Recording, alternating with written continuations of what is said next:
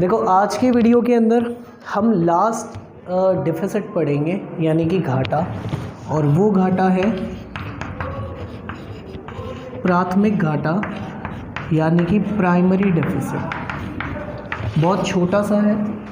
जैसे ये कंप्लीट होगा तो इसके बाद हम बजट के ऑब्जेक्टिव्स पढ़ेंगे। मैंने आपको पहले ही बताया था कि आरबीएससी है या सीबीएसई है, बजट के ऑब्जेक्टिव्स में से क्वेश्चन बनते ही बनते हैं, ठीक है, और काफ़ी इंपॉर्टेंट है। तो पहले ये सारी चीज़ें पढ़ने के बाद ही अपन पढ़ेंगे। देखो प्राइमरी डेफिसिट यानी कि प्राथमिक घाटे का फॉर्मूला क्या है। फॉर्मूले से हम चीज़ समझेंगे कि कहना क्या चाह रहे हैं।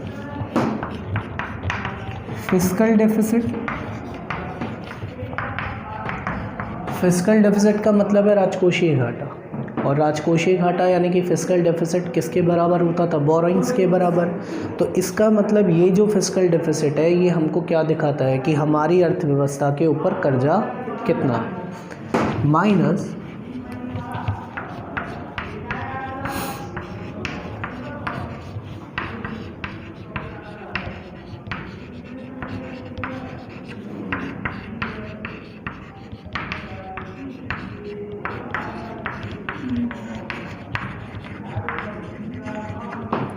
Interest payment on previous borrowings minus interest payment on previous borrowings. देखो ये कह रहे हैं कि जो पुराना कर्जा लिया हुआ था उस पर ब्याज। अब इसको होल बताता हूँ कि ये है क्या। देखो मानकर चलो कि इस बार हमारे ऊपर जो राजकोषीय घाटा आया यानी कि जो फिस्कल डेफिसिट आया वो 2 लाख रुपए का आया। कितने का आया? 2 लाख का। मान लिया कि ये 2 लाख रुपए का है। तो इसका मतलब ये है कि मेरे खर्चे मेरी कमाई से यानी कि प्राप्तियों से, मतलब सरकार के खर्चे सरकार की प्राप्तियों से 2 लाख रुपए ज़्यादा हैं। तो इसका मतलब सरकार ने कमाया कम और जनता के ऊपर, जनता के भले के लिए, विकास के लिए खर्च कितना कर दिया? 2 लाख ज़्यादा कर दिया। लेकिन अब क्वेश्चन ये उठता है कि इस चीज़ की क्या गारंटी है कि 2 लाख रुपए जनता के ऊपर ही खर्च हुए थे। जो हमने कर्जा लिया 2 लाख का, क्या वो 2 लाख रुपयों की हमको कर्जा लेने की ज़रूरत थी जनता के विकास के लिए? तो इसको हमको पता करने के लिए प्राइमरी डेफिसिट यानी कि प्राथमिक घाटा निकालते हैं। वो क्या होता है कि कर्जा तो था 2 लाख का। कितने का था? 2 लाख का। और जो ये ब्याज हमारे ऊपर चल रहा था ना, हमारे कर्जे पर ब्याज हमने पे किया है 50,000 का। कितने का किया? तो इसका मतलब एक्चुअल में हमने हमारे देश की जनता पर खर्च कितना किया होगा? 1.5 लाख। ठीक है। अगर अपन ये प्राइमरी डेफिसिट नहीं पढ़ते तो अब तक अपन को क्या लगता कि घाटा कितना था? 2 लाख। तो जनता के ऊपर खर्चा कितना हुआ होगा? लेकिन एक्चुअल में हमें अब क्या पता लग गया कि एक्चुअली हमने खर्चा कितना किया होगा? 1.5 लाख। क्योंकि इस 2 लाख में से 50,000 तो वो थे जो 50,000 रुपये हमने किसके लिए लिए थे? ब्याज के लिए, जो किसी तरीके का हमारे देश में विकास, वृद्धि, समृद्धि लेकर नहीं आया। तो इसका मतलब हमें ये पता चलता है प्राइमरी डेफिसिट, देखो ये टोटल कर्जा है जो हमने लिया, तो प्राइमरी डेफिसिट हमको ये बताता है कि एक्चुअल में ब्याज के अलावा हमको कर्जा कितना लेना था। लेना कितना था कर्जा? लिया कितना? क्योंकि ब्याज ने हमें कितना फोर्स किया कर्जा लेने के लिए? 50,000। 1.5 लाख तो हमें चाहिए था और ब्याज ने हमें कितना फोर्स किया लेने के लिए? 50,000। तो टोटल कर्जा हमने कितना लिया? लेकिन नीड कितने की थी? समझ गए इस बात को कि ब्याज के अलावा एक्चुअल में हमको कर्जा कितना लेना था? ये कौन बताता है? प्राइमरी डेफिसिट यानी कि प्राथमिक घाटा। क्लियर है ये वाली बात कि कर्जा तो कितने का था? 2 लाख का, लेकिन इस बार जो हमने ब्याज चुकाया वो 50,000 का था। अगर मानकर चलो ये 50,000 का ब्याज चुकाना नहीं होता तो मेरा खर्चा 50,000 से कम बढ़ता, तो जो मेरी प्राप्तियां थी, जो मेरी इनकम थी, उससे जो मेरा खर्चा बढ़ता वो 2 लाख से थोड़ी बढ़ता, 1.5 लाख से ही बढ़ता। लेकिन ब्याज ने भी तो उसको 50,000 से और अप कर दिया, तो 1.5 लाख तो एक्चुअल में हुआ और 50,000 मुझे ब्याज के नाम के और थे। तो इसलिए मुझे कर्जा कितना लेना पड़ गया, मेरा घाटा कितना आ गया? 2 लाख। कितने का आ गया? समझ रहे हो इस बात को? क्लियर है वाली बात। अच्छा, अब क्वेश्चन ये है कि जो प्राइमरी डेफिसिट है, प्राइमरी डेफिसिट का आंसर ज़ीरो कब आएगा? प्राइमरी डेफिसिट का आंसर ज़ीरो कब आएगा? अभी आंसर कितना आया? अगर ये 1 लाख होता तो आंसर कितना आता? अगर ये 1.5 लाख होता तो आंसर कितना आता? 50,000। तो ये ज़ीरो कब आएगा? जब ये 2 लाख होगा। कितना होगा? 2 लाख। तो प्राइमरी डेफिसिट का, यानी कि प्राइमरी डेफिसिट का घाटे का ज़ीरो आना हमारे लिए बढ़िया बात है या बेकार बात है? बिल्कुल ज़्यादा बेकार बात। क्योंकि मानकर चलो कि ये भी 2 लाख होता, कितना होता? और ये भी कितना है?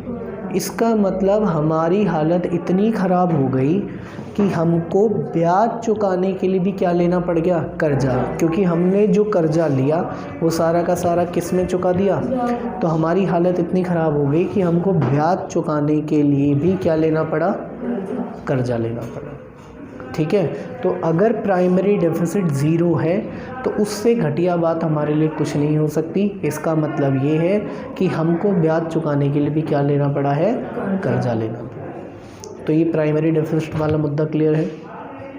तो अब हम इसके बाद चलते हैं गवर्नमेंट बजट के ऑब्जेक्टिव्स पर।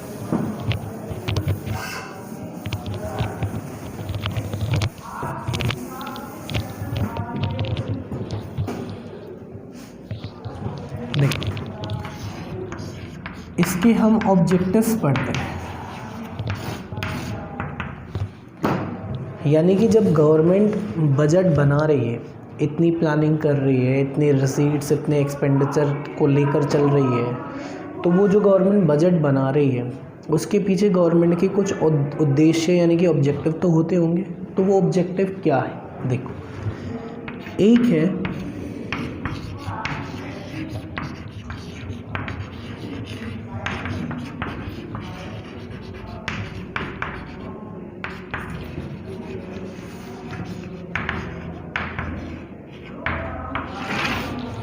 Reducing income inequalities. देखो, देश में आय का वितरण कैसा है? असमान। इनकम डिस्ट्रीब्यूशन क्या है? अनइक्वल। किसी के पास बहुत ज़्यादा पैसे, किसी के पास क्या है? बहुत कम। तो गवर्नमेंट कहती है जब हम बजट बनाते हैं तो हम बजट में ये करते हैं कि जो गरीब लोग होते हैं उनके लिए हम कुछ रिबेट, कुछ कंसेशन देते हैं ताकि उनका कुछ फ़ायदा हो सके, और जो अमीर लोग हैं उनके ऊपर हम छोटे मोटे करके और टैक्स बढ़ा देते हैं। तो गवर्नमेंट ये कह रही है कि हम जब बजट बनाते हैं तो उसका हमारा ऑब्जेक्टिव ये होता है कि जो जितना ज़्यादा कमा रहा है, भाई अमीर ही आए और गरीब ही आए। अमीर से टैक्स लो ज़्यादा ताकि उसके पास पैसा क्या हो जाए?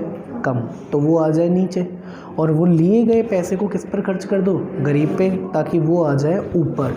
तो ये जो अमीर और गरीब के बीच का गैप है, ये गैप क्या हो सके? कम हो सके। इसलिए गवर्नमेंट बजट बनाया जाता है। तभी तो अमीरों पर, जैसे हमारी मोदी गवर्नमेंट के आने से पहले ये सीन था कि जो व्यक्ति 1 करोड़ रुपए कमाता है उसको सुपर रिचार्ज देना होगा। सुपर रिचार्ज लगता था कि जितना उसके ऊपर टैक्स बना उसका 10%, जो 1 करोड़ या 1 करोड़ से ज़्यादा कमाता है।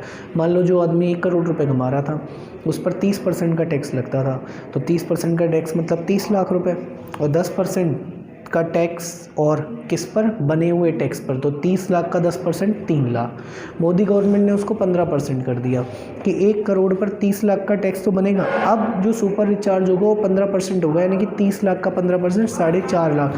तो 1.5 लाख और ले लिए, नहीं ले लिए। अब सोचो, ये तो वो है जो 1 करोड़ कमा रहा था, जो 10 करोड़ कमा रहा था उससे 1.5 करोड़ फालतू ले गई मोदी गवर्नमेंट। ठीक है, तो वो पैसा किस पर खर्च हुआ?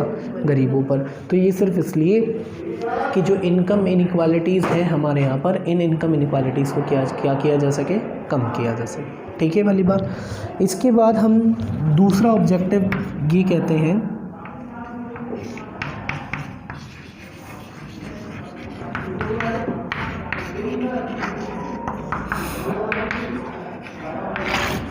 Economic stability. इकोनॉमिक स्टेबिलिटी कैसे? देखो, मार्केट में इन्फ्लेशन डिफ्लेशन दोनों चलता है, मतलब महंगाई और मंदा दोनों चलता है। तो गवर्नमेंट बजट के माध्यम से महंगाई और मंदे को कैसे कंट्रोल कर सकती है ये समझना। देखो, एक तो बजट होता है घाटे का। घाटे का बजट वो होता है जहाँ खर्चा ज़्यादा कमाई कम, और एक बजट होता है बचत का, यानी कि सरप्लस बजट। मतलब बजट सरप्लस बजट का मतलब है कि जहाँ पर कमाई ज़्यादा और खर्चा कम, ठीक है। अब मार्केट में चल रहा है इन्फ्लेशन, क्या चल रहा है? इन्फ्लेशन। इन्फ्लेशन है तो लोगों के पास पैसा क्या है? ढेर सारा। तो हमको इस इन्फ्लेशन को थोड़ा कम करना है, कंट्रोल करना है, तो इसके लिए हम कौन सा बजट यूज़ करेंगे? डेफिसिट या सरप्लस? तो हम बजट यूज़ करेंगे इसमें सरप्लस। कौन सा यूज़ करेंगे? सरप्लस। कैसे? देखो, कमाई ज़्यादा सरकार की, तो सरकार लोगों से 500 रुपये ले रही है मानकर चलो, और ख़र्चा कम, और सरकार लोगों को 100 रुपये दे रही है, तो उनकी जेब से 400 निकाल लिए ना, तो उनकी इनकम के लेवल को क्या कर दिया? कम कर दिया। तो इससे इन्फ्लेशन कम हो जाएगा, नहीं हो जाएगा? सरप्लस बजट ही तो है कि लिया ज़्यादा और खर्च किया कम। अगर डेफिसिट बजट यूज़ कर देती गवर्नमेंट कि खर्च कर रही है ज़्यादा और कमा रही है कम, वही तो घाटे का बजट है, डेफिसिट बजट है। तो सरकार खर्च कर रही है 500 रुपये और ले रही है 100 रुपये, तो बल्कि सरकार को पैसे कम करने थे, सरकार ने 400 उनकी जेब में डाल और दिए। तो इकोनॉमिक स्टेबिलिटी के लिए गवर्नमेंट बजट का यूज़ करती है। अगर मार्केट में इन्फ्लेशन चल रहा है तो उस इन्फ्लेशन को कंट्रोल करने के लिए गवर्नमेंट सरप्लस बजट यूज़ करेगी, ठीक है।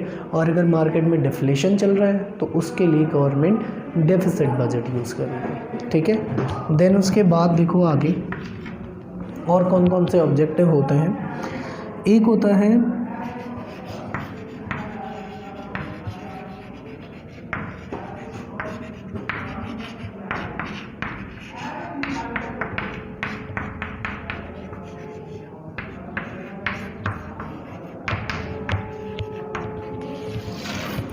Management of public enterprises. Management of public enterprises का मतलब क्या है? देखो, सरकारी कंपनियां होती हैं, मान लो मेरी एक फैक्ट्री है, तो मैं मेरी फैक्ट्री जो काम कर रही है और वो जो मेरी फैक्ट्री मुझे कमा कर दे रही है वो मैं मेरी जेब में रखूँगा, और कल को उस फैक्ट्री को बढ़ाने की ज़रूरत पड़ी, उसको और बड़ा बनाने की ज़रूरत पड़ी, तो फैक्ट्री के पास पैसे कहाँ से आएंगे? पैसे तो मैंने ले लिए थे, तो पैसे भी किसको लगाने पड़ेंगे? मुझको लगाने पड़ेंगे। ऐसे सरकारी कंपनियों में होता है कि सरकारी कंपनी के जो प्रॉफिट होते हैं वो सरकार ले जाती है। अच्छा, अब एक बात बताओ, पहली बात तो सरकारी कंपनी किस ऑब्जेक्टिव से काम करती है? सोशल वेलफेयर, समाज के कल्याण के लिए। हाँ, प्रॉफिट लेती है, लेकिन प्राइवेट कंपनीज़ के कंपैरिजन में प्रॉफिट बहुत नॉमिनल होते हैं, बहुत कम होते हैं। तो एक तो बेचारी प्रॉफिट वैसे ही कम कमा रही है, और ऊपर से वो प्रॉफिट भी कौन लेकर जा रहा है? गवर्नमेंट लेकर जा रही है। तो गवर्नमेंट की ही तो जिम्मेदारी बनेगी ना इन कंपनियों के एक्सपेंशन के लिए, ग्रोथ के लिए पैसा लगाने की। तो जब भी बजट पास होता है ना, तो गवर्नमेंट क्या करती है? इन सरकारी कंपनियों के लिए अलग से बजट से पैसा निकाल लेती है। मतलब जो बजट है ना, उसमें कुछ पैसा इन कंपनीज़ के लिए अलॉट कर दिया जाता है, ताकि इन कंपनीज़ में पैसा लगाया जाए, ताकि ये कंपनी और तेज़ी से बढ़ पाए, इनका प्रोडक्शन और ज़्यादा हो पाए, और जितना ज़्यादा प्रोडक्शन होगा ग्राहकों को उतना ही माल सस्ते दाम पर ज़्यादा से ज़्यादा लोगों को मिल पाएगा। तो यानी कि कंट्री के अंदर अच्छी क्वालिटी की गुड्स रीज़नेबल प्राइसेस पर अवेलेबल हो पाएंगे, नहीं हो पाएंगे। ये ऑब्जेक्टिव होता है किसका? गवर्नमेंट का। पब्लिक एंटरप्राइजेस को मैनेज करके गवर्नमेंट क्या करती है? जब बजट बनाती है तो बजट में इनके लिए पैसा निकाल कर रखती है, ताकि इन कंपनीज़ की ग्रोथ और एक्सपेंशन हो सके। क्लियर है वाली बात। इसके बाद आगे अगर हम बात करें तो देखो आगे है इसमें एक और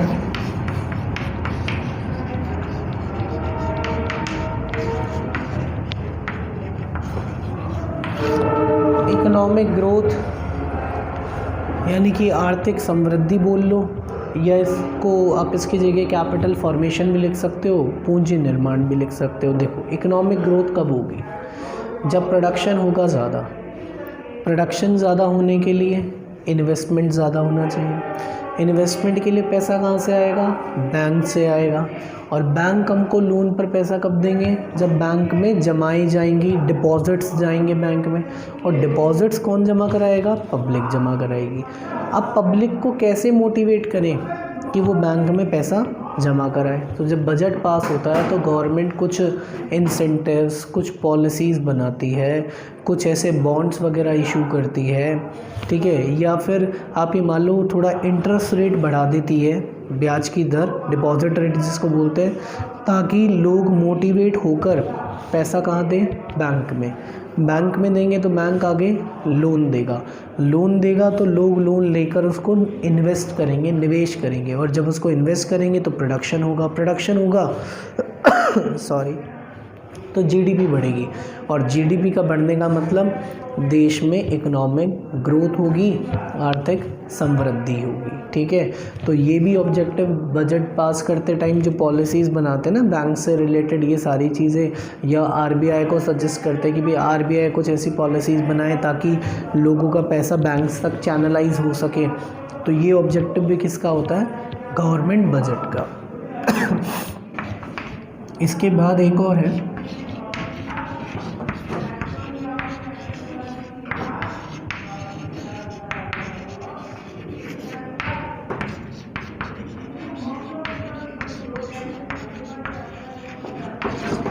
रिड्यूसिंग रीजनल इम्बैलेंसेस।